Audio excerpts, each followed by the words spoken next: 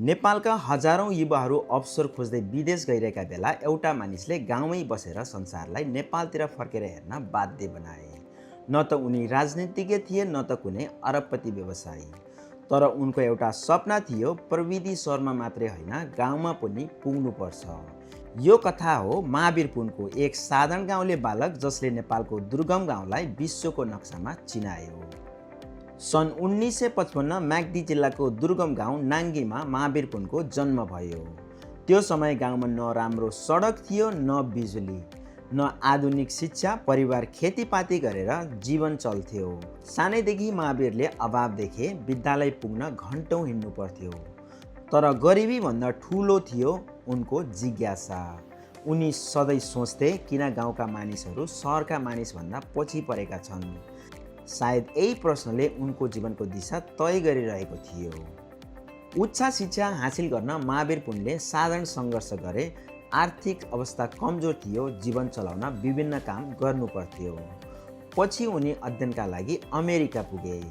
विदेशमा उनले देखे प्रविधिले मानिसको जीवन कति सजिलो बनाएको रहेछ। इन्टरनेट, कम्प्युटर, डिजिटल संसार त्यहाँ सामान्य कुरा थिए। तर नेपालका धेरै गाउँमा फोनसम्म थिएन। त्यही बेला उनको मनमा एउटा ठुलो सपना जन्मियो, यदि यो प्रविधि गाउँसम्म पुर्याउन सकियो भने के होला। पढाइ सकेपछि धेरैले विदेशमै बस्न सुझाव दिए। राम्रो तलब, सुविधाजनक जीवन, उज्जवल भविष्य। तर महावीर पुनले फरक बाटो रोजे। उनी नेपाल फर्किए, गाउँकै विद्यालयमा पढाउन थाले।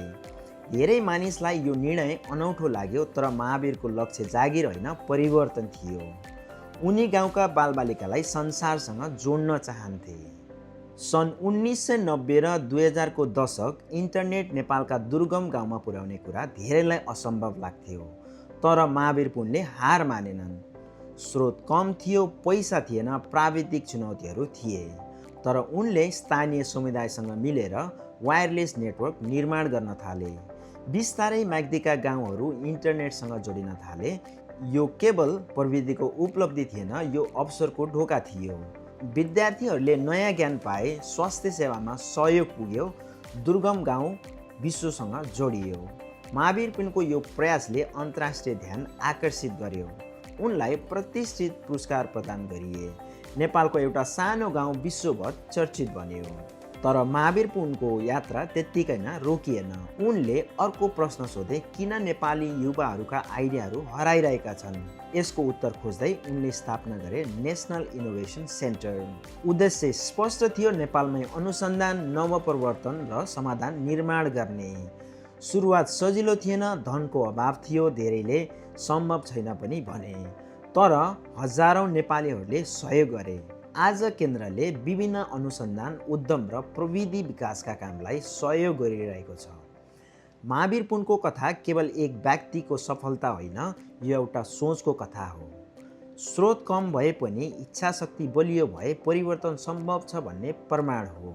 उनले देखाए नेपालका समस्याको समाधान नेपालमै खोज्न सकिन्छ। एउटा गाउँले केटाले सुरु गरेको सपना आज हजारौं युवाहरूको प्रेरणा बनेको छ। सायद महावीर पुनको सबैभन्दा ठुलो उपलब्धि पुरस्कार होइन, उनले नेपाली युवालाई दिएको विश्वास हो। ठुलो परिवर्तन सुरु गर्न ठुलो पद चाहिँदैन, ठुलो सोच चाहिन्छ।